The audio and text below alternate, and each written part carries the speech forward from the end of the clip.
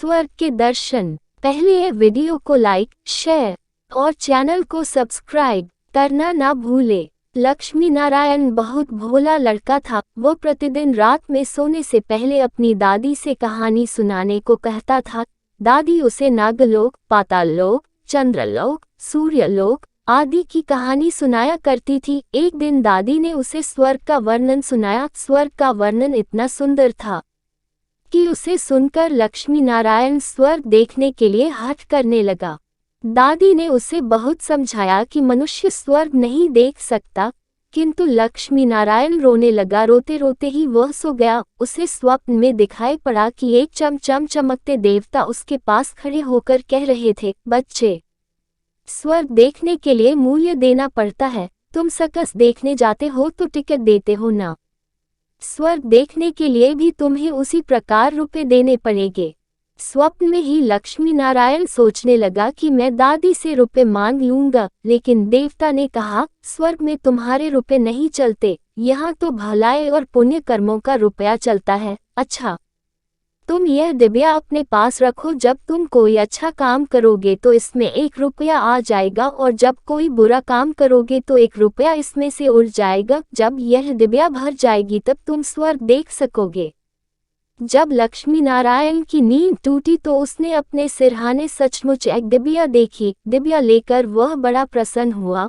उस दिन दादी ने उसे 1 पैसा दिया। पैसा लेकर वह घर से निकला। एक रोगी भिखारी उससे पैसा मांगने लगा।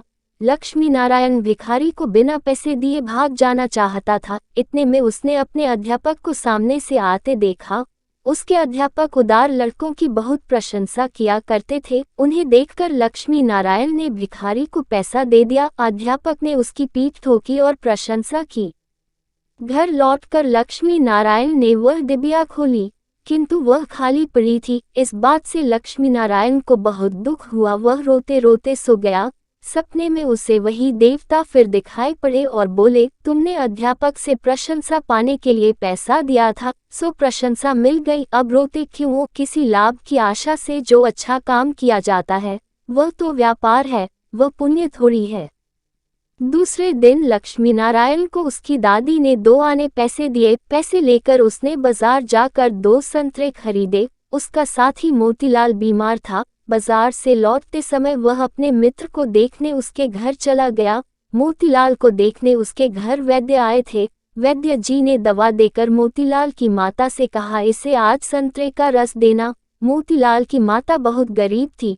वह रोने लगी और बोली, मैं मजदूरी करके पेट भरती हूँ। इस समय बेटे की बीमारी में कई दिन से काम करने नहीं जा सकी। मेरे पास संतरे खरीदने के लिए 1 पैसा भी नहीं है। लक्ष्मी नारायण ने अपने दोनों संतरे मोतीलाल की मां को दिए। वह लक्ष्मी नारायण को आशीर्वाद देने लगी। घर आकर जब लक्ष्मी नारायण ने अपनी डिबिया खोली तो उसमें 2 रुपये चमक रहे थे। एक दिन लक्ष्मी नारायण खेल में लगा था। उसकी छोटी बहन वहां आई और उसके खिलौनों को उठाने लगी। लक्ष्मी नारायण ने उसको रोका। जब वह नहीं मानी तो उसने उसे पीट दिया। बेचारी लड़की रोने लगी। इस बार जब उसने डिबिया खोली तो देखा कि उसके पहले के इकट्ठे कई रुपए उड़ जाते हैं।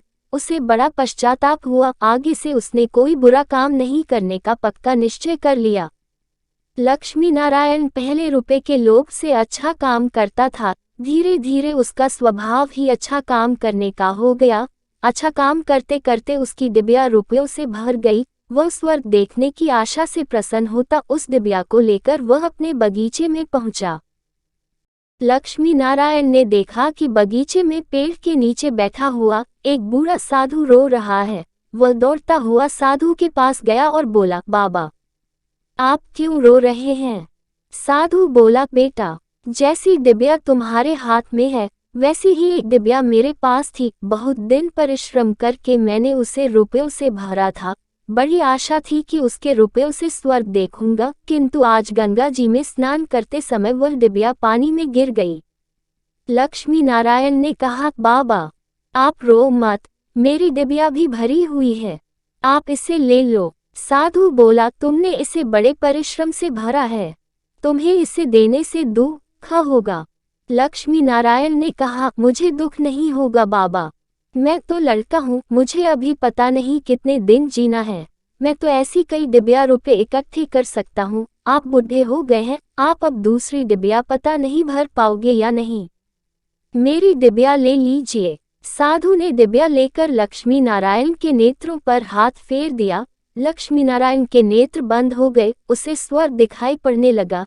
ऐसा सुंदर स्वर्ग कि दादी जी ने स्वर्ग का वर्णन किया था, वह वर्णन तो स्वर्ग के एक कोने का भी ठीक वर्णन नहीं था। जब लक्ष्मी नारायण ने नेत्र खोला तो साधु के बदले स्वप्न में दिखाई पड़ने वाला वही देवता उसके सामने प्रत्यक्ष खड़ा था। देवता ने कहा, बेटा, जो लोग अच्छे काम करते हैं, स्वर्ग उनका घर बन जाता है। तुम इसी प्रकार जीवन में भलाई करते रहोगे तो अंत में स्वर्ग में पहुंच जाओगे। देवता इतना कहकर वही अदृश्य हो गए। कहानी की शिक्षा, मनुष्य जैसे काम करता है वैसा उसका स्वभाव हो जाता है। जो बुरे काम करता है उसका स्वभाव बुरा हो जाता है, उसे फिर बुरा काम करने में ही आनंद आता है। जो अच्छा काम करता है उसका स्वभाव अच्छा हो जाता है, उसे बुरा काम करने की बात भी बहुत बुरी लगती है। ये वीडियो स्टोरी आपको अच्छी लगी हो तो वीडियो को लाइक, शेयर और चैनल को सब्सक्राइब करना ना भूले। धन्यवाद।